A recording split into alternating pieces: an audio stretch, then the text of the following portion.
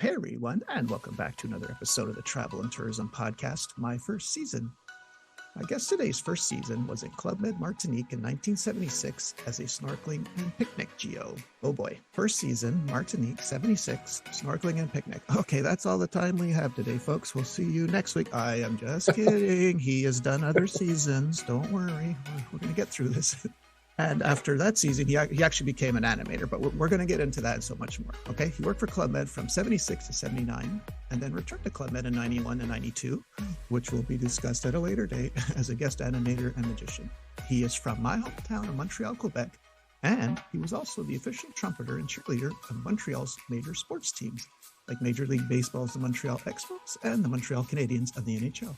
He also just published a book called Stories for Souls of All Ages that you can find on Amazon.com and everywhere else. And we will talk about that or in this installment of my first season. So please help me give a very big, warm welcome to the one and truly only Harvey Richard S, aka Kid Mercury. What's up, Kid? Right. How are you? Hey, good morning. Thank you. Thank you very much. It's great to talk to you finally. I'm really looking forward to this. And I've really enjoyed all of your interviews, and I appreciate so much all the work you're doing. So thank you, Greg. Well, it's nice talking to a legend, you know? So thank you for agreeing to do this and come on. I really appreciate it. Right. So are you sitting comfortably? Yeah, I'm very comfortable. I've got pictures of all my seasons in front of me just to jog my memory in case I forget something. So I'm all set.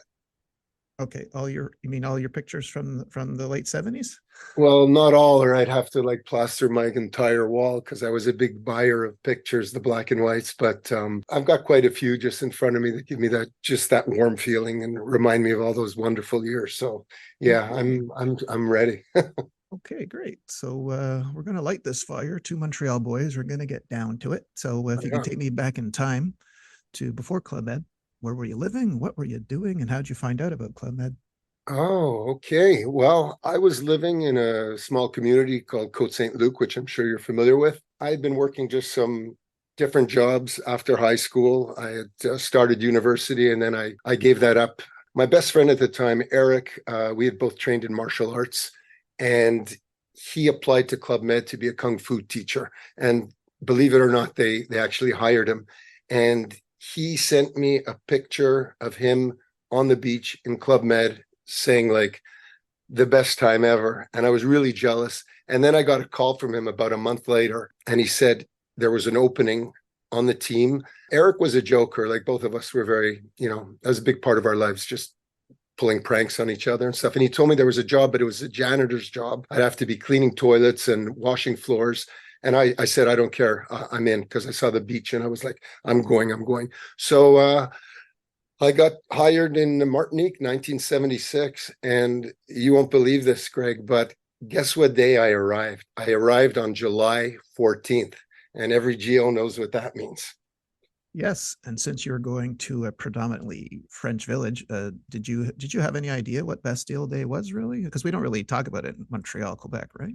No, I had no idea. I'd never, I mean, somewhere in history books, I had read something about the storming of the Bastille, but I didn't really know what it meant. But I arrived July 14th that night. Mustafa was the public relations geo. He picked me up and he brought me to the village, and it coincided with an actual GM arrival. And there were torches and there were cymbals smashing and drums beating. Someone had a trumpet, and I saw the most beautiful lineup of smiling geo faces. The guys, a lot of them were pretty buffed, and the women looked beautiful in their parios and their bikinis. And I thought, oh my God, I've just died. I've gone to heaven. This is amazing. That was my first impression. And the village was decorated, as you know, like for Bastille Day. That's, Club Med was a French company from France. I mean, Martinique was it was amazing. So I had goosebumps and shivers. I was just walking around pretty dazed. Yeah, that was my first impression. And of course, there were the fireworks, and there was, the buffet table. I remember, I arrived in time for supper, and I was like, wow. I just couldn't believe, I had no idea what to expect. I thought I'd be cleaning toilets, but I never did. Well, if they had told me that in my interview, I probably would have agreed to it too, just to be able to go. Yeah. Now, was Eric at this village? Yeah. Eric yeah, as I said, he got hired in Martinique. I don't know which process, if he had to go to the Montreal office or, what he did to get hired. But yeah, I wouldn't have gone down if he had not been there. We were like, we were best buddies. So, him telling me he was there and, it's going to be amazing. I was in 100%. And it turned out both of us were like accepted. The Geos loved us. We brought something different to the team because of our personalities and our off the wall humor, and it was just incredible. I can't explain. I don't think people truly understand how, when you work at Club Med, how it just changes your life. Well, it was almost instantaneous. It was like a sense of total freedom, immediately realizing the nature was there, the beaches there, then of course meeting fantastic people, the GMs every week, huge arrivals from New York City in Martinique. And yeah, it was crazy, and great camaraderie with all the geos. And yeah, I was a snorkeling picnic geo. It was pretty awesome. Yeah, before we don't talk about that, can you just mention your chief of village's name? Because I don't think I've ever seen this name from the past.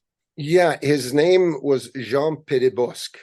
Don't ask me to spell it because I wouldn't be able to, but French? he was from somewhere in France, and he kept to himself. He didn't do very much animation. He was a bit behind the scenes, He let his chief of sports, whose name was Bruno, also a guy from France, was very visible in the village. He took the mic a lot. You didn't see the chef de village that much in this season. In following seasons, it was the complete opposite with all my chef de villages. But my first season, it wasn't. Okay. I talk a lot about culture shock, Club Med culture shock on this podcast. So being a Montreal boy, I guess, without going into any detail whatsoever, I guess nothing prepares you for being the picnic geo in Martinique. I guess you were walking around wide-eyed a lot, right? That first season. Oh, yeah. Was there New York Charter back? Was it New York Charter? Like, were the GMs predominantly from New York? Yes. I think there were the arrival was about 400 people or 450. I would say percentage male to female, there were probably it wasn't 50-50. There were more female guests than there were male guests, but it was almost the same.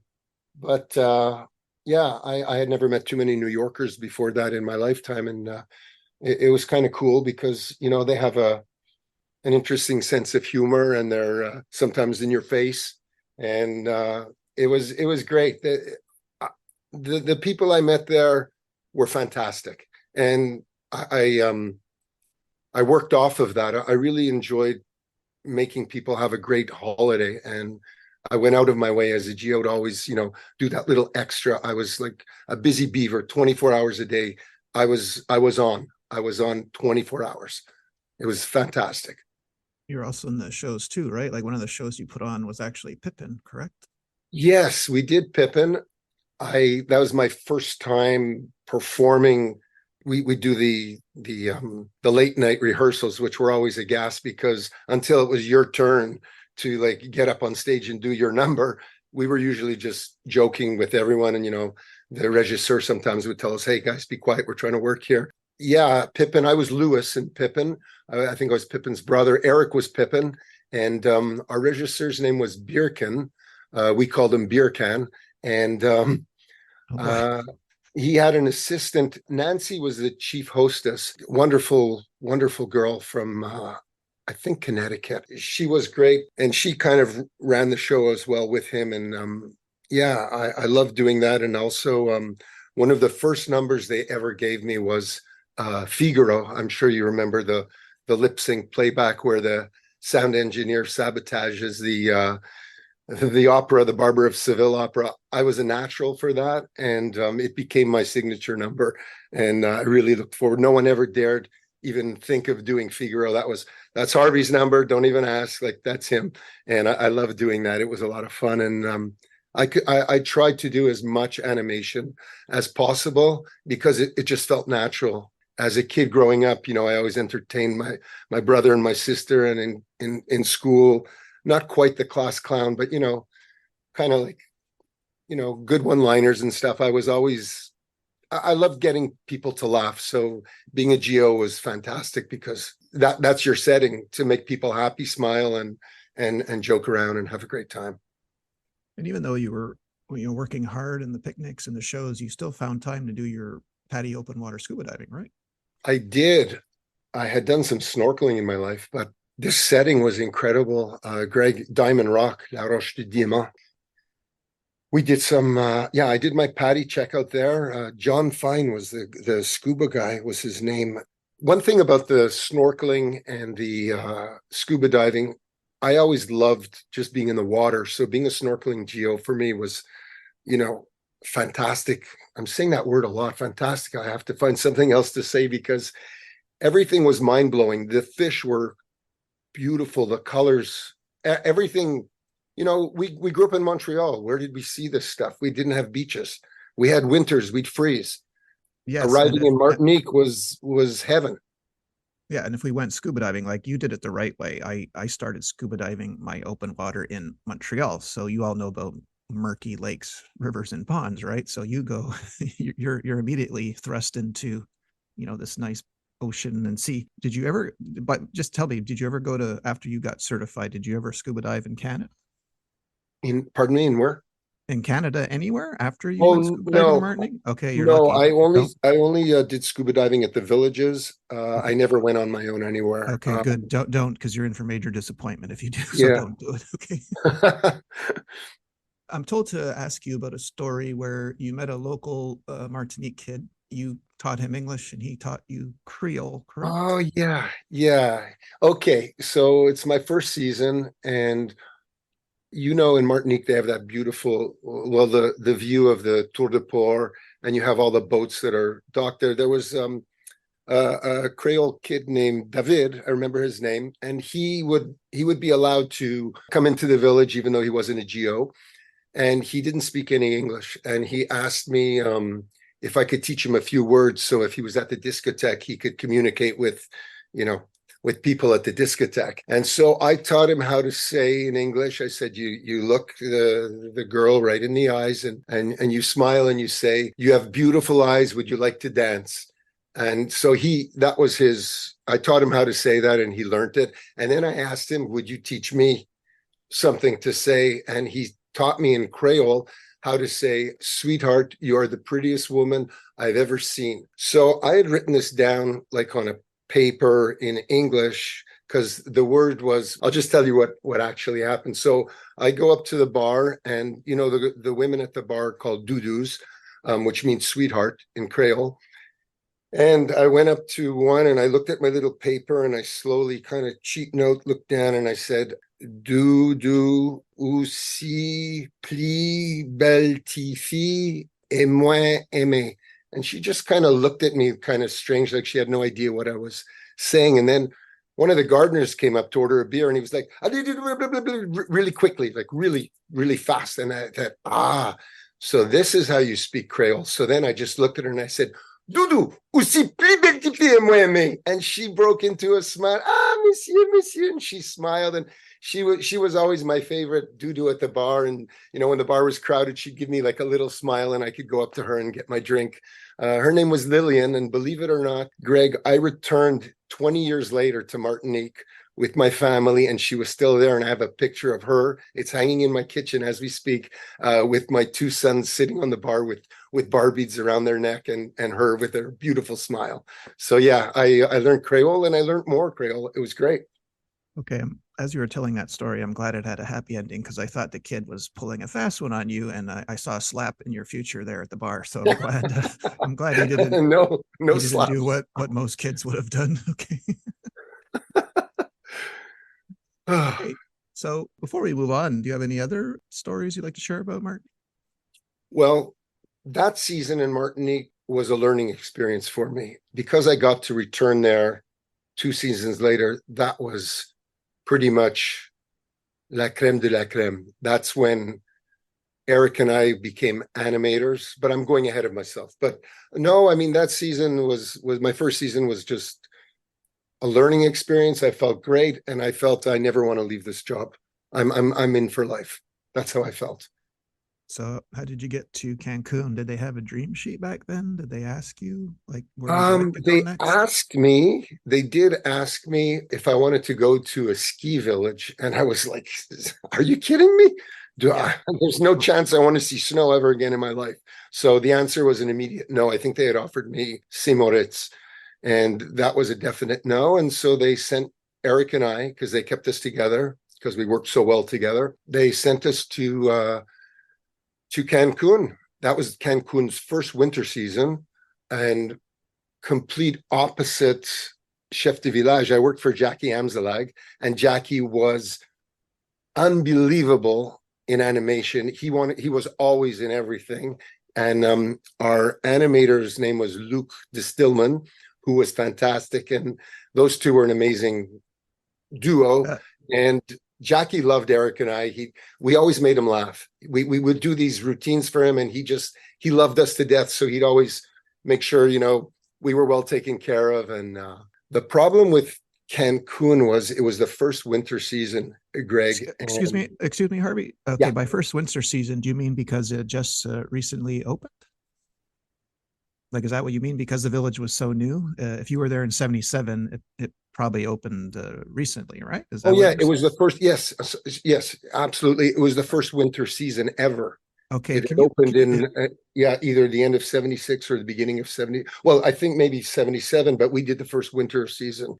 Sorry, can you picture Yeah, yourself standing on that beach right now and there's nothing around. There's no other hotels, right? Because I heard Cancun Village was the first one on that point. Is that correct? Like, absolutely correct. And so, I wow. mean, if you've been back to Cancun in the Yes. last, yeah, okay, so it's just brick to brick to brick, hotel. Club Med was right at the point, and nothing. Virgin Beach, just forever. I forget how we got hold of horses sometimes, but we'd go galloping down that beach for 15, 20 minutes. It was incredible. I think from what I know a little bit about you're an avid windsurfer or sailor, and the winds there were off the charts. So much so that this winter season was really a challenge because the winds were really strong. Often the sailboats couldn't go out. I can just close my eyes and see them buoyed, looking like they're going to get smashed by the waves. If you walked by the bar, I know they've changed it, but the swimming pool was there, and then you had the bar very close to it.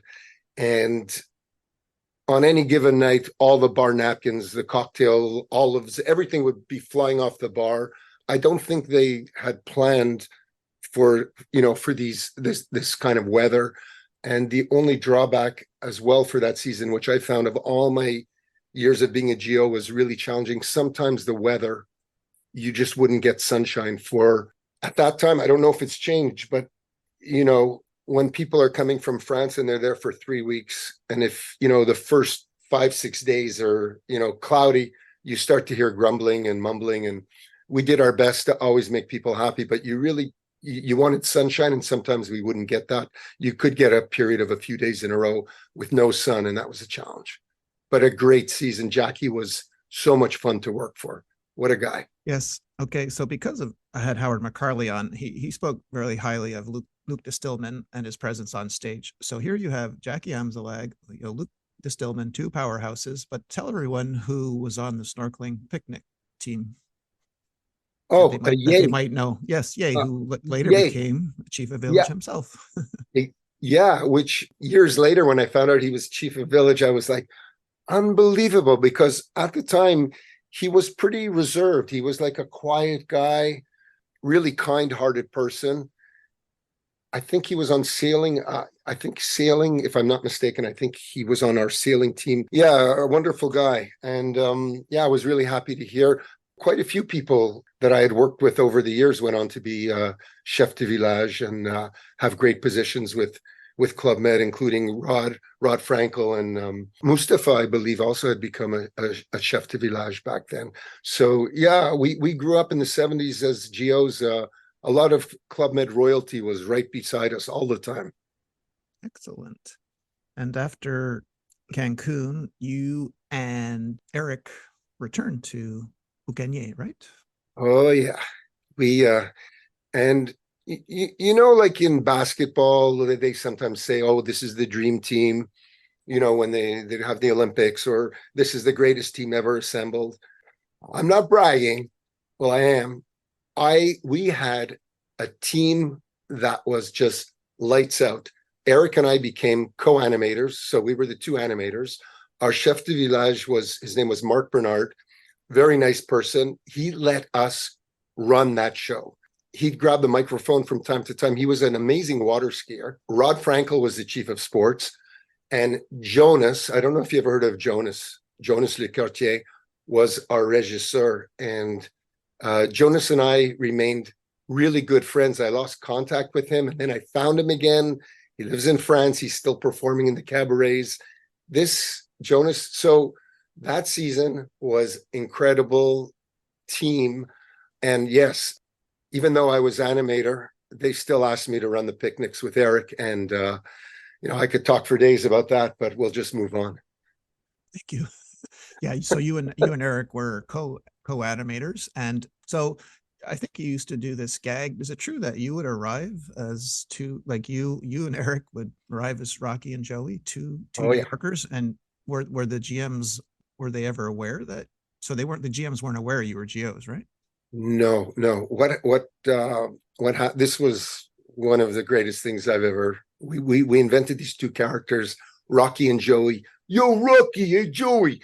Eric had this, we both wore silk shirts and we had jewelry, open shirts, chests popping out. I had a pair of broken black sunglasses with missing one lens. And Eric had this stogie in his mouth that was never lit, this cigar. And we just wreaked havoc at the airport in the sense that the security guards allowed us to sneak into the line when you're showing your passport. So we'd arrive and, very loud-mouthed. We were talking really mostly Eric was the loudmouth. I was sort of the quiet brother. And we did everything to create a scene at the airport. Joey would run up to the front of the line. Everyone, back in those days, we didn't have, computers, stuff, cell phones. So people would line up at the airports as well in the 70s anyways. And, an arrival could take 2 hours at the airport to process everyone, especially when it's a 400, 500 person. They'd wait in line to get their keys. Joey would cut right into the front of the line and say, I don't know about you people, but we paid in advance. Like this kind of stuff. He'd push me into the carousel that was turning and, hey, Rocky, that your bag? I had this little pink bag. So we did this for the whole time. It ended with us getting into a pretend fight with Mickey, who was a good friend of ours. He was the chief of traffic. And the people wouldn't let us on the bus. They were angry with us. They thought these guys are obnoxious. Long story short, cut to the ending. We get, as the buses leave, people are cheering because Mickey has pushed us over some luggage, and the people are all cheering. We get into Mickey's car, the traffic car, and we get a different route to the village. Our chef de village is giving the orientation speech at the Martinique Theater. It has a hole in the top of it where we, let balloons down for shows. 2 ropes drop down just at the end of his speech. The little pink bag that I've been holding the whole time drops to the floor. And down to the horror of all the guests, down the rope comes Rocky and Joey, who then Mark introduces. I hope you people know that Rocky and Joey are really, Harvey and Eric are 2 animators, and people's jaws dropped. And then the applause started, and people would actually wait till the next week if they were there for a couple of weeks to just see the people's reaction. That was one of our best gags. Yeah. They must have loved that, the New Yorkers, right? Well, Mickey would sometimes, they loved it and hated it in the sense that Mickey sometimes would pull us over. He'd say, guys, you see that big guy? He said, you stay away from him. He's offered to knock you out. So we definitely had to be on our toes. That's true. That's very, very kind of him. Yeah, absolutely. But they became our best buddies the whole week. Often they'd come up and say, you guys completely fooled us. We were so blah, blah, blah. It was great. Yeah. And the other thing I just want to mention is people would get off the airplane, they'd find the hostess, and the first thing they would say, "Where's Harvey and Eric? Where do we sign up for the picnics?" I kid you not, word had traveled about these wonderful picnics, and people would actually land and say, "Where's Harvey and Eric? Where do we sign up for the picnic?" So I kind of like to feel like I'm one of the godfathers of that wonderful era. Well, tell me a little bit about the Golden Angel. Okay, so beer drinking. So again, for people that don't know, it's not for volume; it's just for speed. So just I want to make that clear. So it's just how fast you can chug a beer. But what's the Yeah. Golden Angel? Well, Rod ran such a great sports team, and Olympic Day for the sports. So I mean, as animators, we'd be involved a little bit. We'd get involved, in some of the sports stuff. The great fun about being an animator, we were always in costume, and I love that. I just love dressing in different costumes. So when it came time for the finals of the Olympic Day, at nighttime, the two teams would have, chug-a-lugs. They pick their best drinkers and they'd go up against each other, blah, blah, blah. And when it came time to do the last thing, Rod would announce on the microphone that, "Hold on, everyone. We have a mysterious challenger from the mountains of Martinique. Please give a warm round of applause, a welcome to the Golden Angel." And I'd come out in stage in my white cowboy boots, a gold cape, a golden sort of mask just over my eyes, or sometimes a black hood. And I didn't say anything. I'd knock like a wrestler. I'd knock down some chairs and throw things off the stage. Yeah, I could chug a beer like lights out.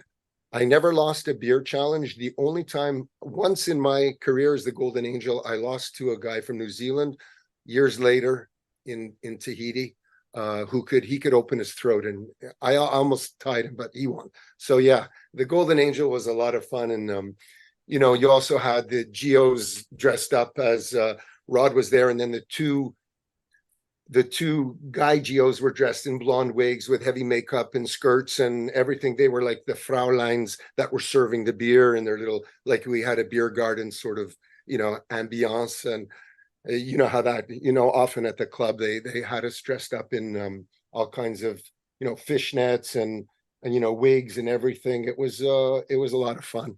So I have great pictures of some of these guys dressed as women, and they look just awesome. So it was a lot of fun. Okay, sir. Also pertaining to Martinique, is it true that you would weigh the food the guests ate, and was the gag that so you would charge them by weight, or Yeah. why was okay? So I was just curious why you were doing that, Well, and were the New Yorkers happy when you did that? no, they were shocked because it was an all-inclusive apparently. And what we would do is we'd wait for the next morning at breakfast. And from your career at Club Med, often there's animation going on at breakfast, or we'd wake up early and do an entrance to the restaurant early in the morning. Well, Eric and I did a lot of passages and a lot of gags. And this particular one, we thought up, wouldn't it be funny if we grabbed their plate, because people pile on the buffet plates. The food at Club Med was incredible. And of course, they're piling on all this food on their buffet plates. And we would grab it out of their hands. We had a scale. I would calculate. I'd say, okay, like 2 cucumbers, blah, blah, blah. And the person would say, "What are you doing? What are you doing?" We say, "Well, we're weighing it." They say, "Well, why?" I say, "Well, the first morning it's not included." And they were, "No, no, no. We paid. Our travel agents told us, everything's included." So that was one of the gags that we did it every once in a while. That always was funny. Another one that we did was I don't know if all the Club Meds had these beach chairs, but they were sort of like an S curve. So you'd lie in them and you could lean back. We put numbers in black letters. We put numbers on all the chairs in the village, the beach chairs, the lounge ones that you lie down on to suntan. And on the first morning after the orientation meeting, sometimes we'd give random numbers to people, and they say, "What's this for?" They say, "This is your beach chair." So the next day, you'd see them looking for numbers occasionally. People enjoyed this stuff once they realized it was just a joke and a gag. I mean, back in those days, we could do, the luncheon gags where, the egg toss. I know they stopped doing them years later, but in the late 70s, we could get away with a lot of stuff that later that maybe they changed it because, some people didn't find it that funny. But, we did the egg toss with a ping pong ball. You could win a bottle of champagne if you got you bounce it off your forehead into the bucket, you win a bottle of champagne. And then, of course, for the last toss, we give them 3 chances. The last toss, we use an egg, and splat. We had a towel ready, and we had most people just really loved all these things. It made their trip. Where else do you have this kind of exposure into humor, beautiful nature, a great team of GOs that are always making you happy? And Club Med was the best thing ever. It was the best university of life anyone could go to. If you were a GO and you did seasons at Club Med, you've gone to the best university in the world. That's how I feel. Okay, and after Martinique, now I want to jump to your next season, Morea, but I know you took a bit of a break. I know you went to LA, so if you want to maybe quickly take us through that process right before we jump to Morea. Sure. So in that season of Martinique, we met 2 people from California, and one of them, well, I won't use names. I'll just say one of them had been married previously to the president of Universal Studios. And she saw Eric and I on stage, and she got to know us, and she said, you guys would be perfect with the California. You guys were amazing. You'll be perfect in California. I can get you on television. You could be in movies, that kind of thing. And so we were like, oh, that could be cool. Like, okay. So after that season in Martinique, actually at the end of that season, I don't think I had ever mentioned, we had time off. We did a sailboat trip through the whole Caribbean, which was one of the most beautiful things I've ever done. We went from Martinique, St. Lucia, St. Kitts, St. Bart's, all the way down to Puerto Rico. And that trip opened my eyes to the beauty of sailing and being on the water. That was probably the second best thing I've done in my life, next to being a GO, was that sailboat trip. After that, we flew to Los Angeles, and she had arranged for us to meet a casting agent. And we were in a meeting at Universal Studios with 2 assistants of this casting agent who had discovered Burt Reynolds and had discovered other people. She never came down. She always sat in the Black Tower. They said that's the big building at Universal Studios. And about 15 minutes in through our interview, the assistants looked at each other and they said, just a minute, guys. And they called her down, and she came down and met us. And she says, I'm working on this new show. It happened to be CHIPS, the California Highway Patrol show, whatever that was, because Eric was blonde, really good looking blonde haired guy. And I had sort of my black hair, mustache and afro. She said, you guys would be perfect for this, blah, blah, blah, blah, blah. And then just casually she said, and you have your green cards, right? And we both looked at each other like dogs when they hear a high pitched sound, and our heads tilted, and we went like, what's a green card? And that just killed everything. And she said, oh, I can't help you right now. Give us a call when you have your green cards, which we eventually got. But that was our quick chance of stardom. And it came and went in a flash. Wow. Okay. All right. That's a great story, by the way. Now let's move to Morea. Now, does Jackie Amzalag, the chief there, does he somehow contact you and ask you to come there? Or how did you get there? I think we may have contacted him because we found out he was there, and he said, come down. And we came down as co-animators again, Eric and I. And Tahiti was so different from Martinique, but so beautiful, so incredibly. Oh, the smell in the air of the flowers. First of all, I flew from Paris to Papayete. I flew Montreal, Paris, Papayete. When I arrived in there, they put me on a single prop plane. I was the only guy there. Eric had gone, he had been in California, so he flew a different thing. I'd been back in Montreal. And picture this, you're sitting next to the pilot, you got the headphones on, you're in the clouds, and the pilot looks over to you and says, hold on. And he dives down out of the clouds, and there you see the 2 mountain peaks, Cook's Bay, and I forget the name of the mountain. And you see the lagoon, and you see Tahiti, Morea, and you think, this is the most beautiful thing I've ever seen in my life. The plane lands as we get out. Well, as I get out, these Tahitian women are there in full costume and headdress and put the lei flowers around you. And the smell was tiare flowers, I believe. Beautiful smell. That was my first moment of arriving in Moorea, and it was a very different vibe. It was well, let's just say it was a more conservative village than Martinique was, but it was still a very beautiful place. Had a lot of fun there. That was my last season. I'm trying to think of. I would go jogging sometimes with the tennis pro every morning, about a 2 or 3 mile jog. Just the mountains were beautiful. Everything was, well, it was Tahiti. What do you expect? The only bad thing I can say about that experience was I got a week off finally. You know, back in the day, we never had days off. So we're working full time. Near the end of that season, Jackie gave us a week. Eric and I said, go to Bora Bora. So we flew to Bora Bora. And the first night I was there, I got bit by a mosquito and I contracted the whatever Dengue. it's called. Yeah, dengue And fever. yeah, exactly. And so basically I never saw Bora Bora. I was pretty much lying on my back for about 6 days with a high fever, but Tahiti was great.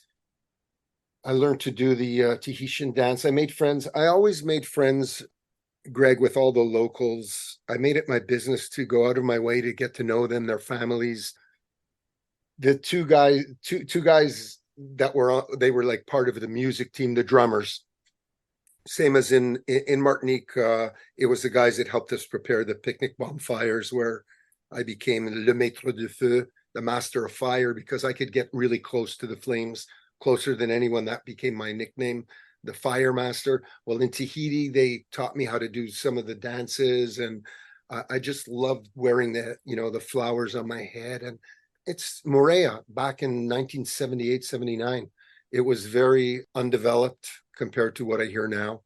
Those days were really special because we were kind of groundsbreakers for the future GOs.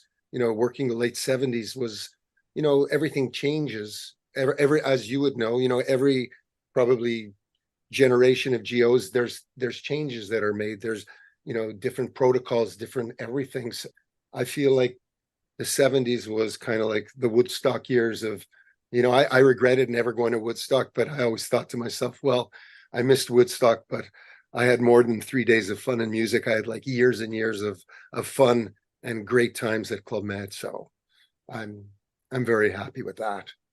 Excellent. I would like to segue just a little bit to your book, and then we'll go back to Club Med. Is that okay? Yeah, absolutely. Sure, with Okay. pleasure. So if you can tell us about Stories for Souls of All Ages and A to Z Spiritual Journey, and who or what is a Kiki Kalahari? Well, Kiki Kalahari is the artist that I found to do the illustrations for my book. So here's how this book was created. After the Club Med years, I returned to the islands with my wife at the time and my 2 young children, my 2 boys, Samuel and Olivier. And we lived in Cabarete, which I'm sure if you're a windsurfer, you've heard of the amazing Yes. winds in Cabarete.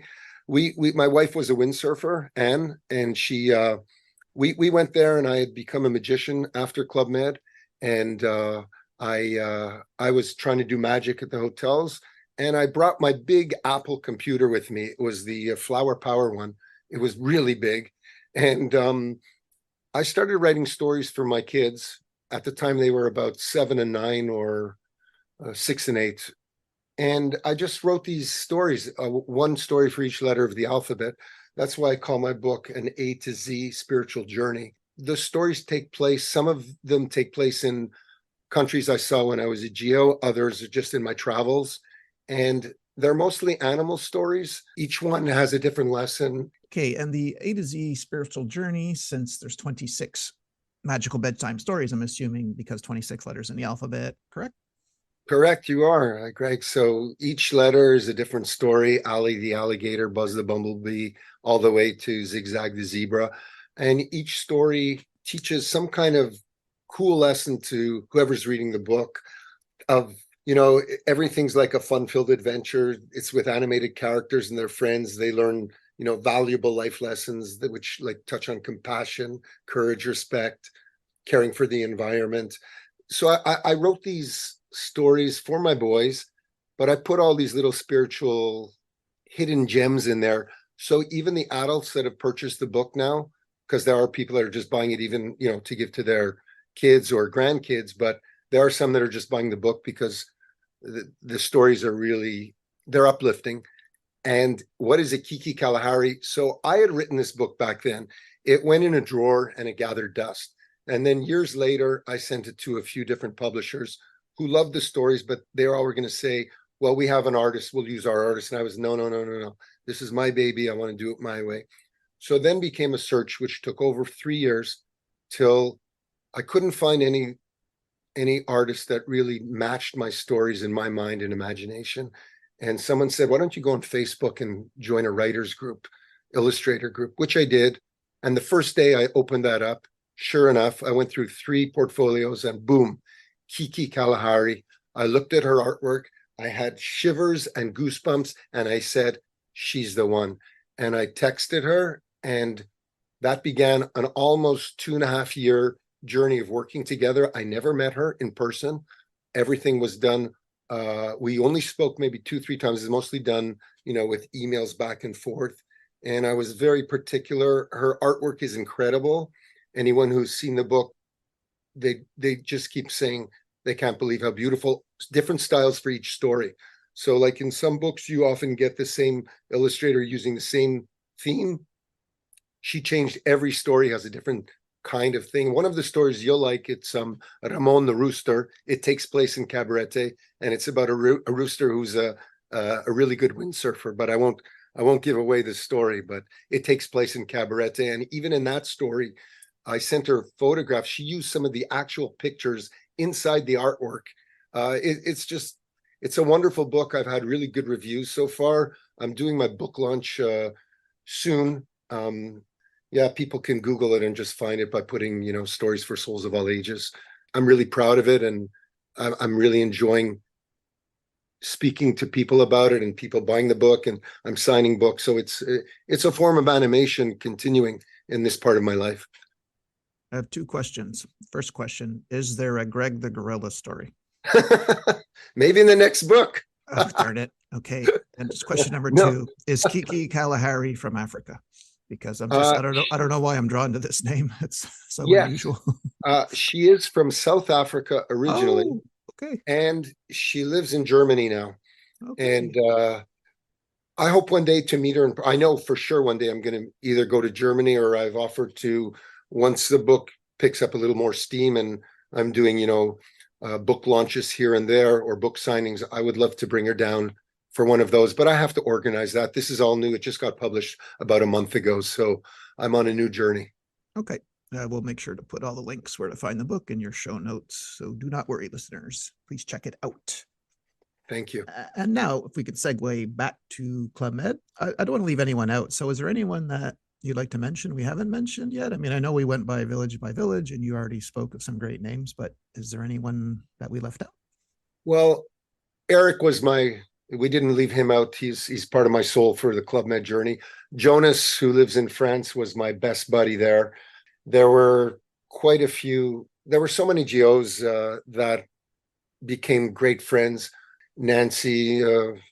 No, I think I've pretty much. My friend Mickey Nitzani is from Israel originally, and he was the chief of traffic. So that was my little clique. Was Eric, Jonas, Mickey, Richard in my first season, who went on to become a really famous hairdresser for the stars in Beverly Hills. Too many people to name, but I'd like to remember Constant and Priska were the 2 gardeners in my first season in Club Med. They'd sometimes come to the picnics. The Dudus at the bar, all the like the local people really were the ones that really touched my heart deeply, because I get to know them. Sometimes I go eat at their homes. So if I've forgotten anyone, and I'm sure I have, I love you. So it's all good. That's true. Don't send them any angry emails, people. Okay. What are I'm sure you've had time to think about this, as I have, especially in the winter. What are the 3 things you miss the most about Club Med? The thing I really miss the most is the total sense of freedom and love, and always performing. That would be my number one. The freedom aspect back then, just you felt like you could do anything. It was a time of just amazing creativity, and yeah, so I would say I miss this total sense of freedom and love. Next would be the laughter and the camaraderie of my fellow GOs and pleasing the GMs. And the last would definitely be discovering new countries, cultures, and the beautiful nature and people that it came with. So those pristine beaches and those smell of the flowers and sunsets, you know what I mean. Yes. Okay. I'd like to have you back to talk about your second story where you return to Club Med, but if you've had a good time during this, and then, I would like to have you back if you're up to that, because your story continues. After Yeah, Maria, we won't say too much, but you do go back in 1991. A lot happened in sure. between that I'd like to know, but if that's okay with you, you're more than invited back. Oh, wonderful. Thank you very much. I'll accept that Uh, invitation immediately. All right, sir, we're coming to the end of the hour. May I ask you one last thing, or maybe it's a two-part question. Is that okay? Yeah, with pleasure. Okay. Well, I'd just like to know if, given that amazing story you told us, if you would have done anything different, are you glad you took the plunge and went to Club Med? And if anyone's listening out there who's thinking about applying, would you recommend it? Wow. I have no regrets. It was the best decision I ever made in my entire life. To this day, it's still working with GOs and people from all different cultures and all over the world. Best decision I ever made. It trickled down to when I had children, being a father and having that sense of freedom and love for nature and sharing that with my kids. And if anyone's thinking of becoming a GO, I'd say go for it. You'll at least get a day off. We never did.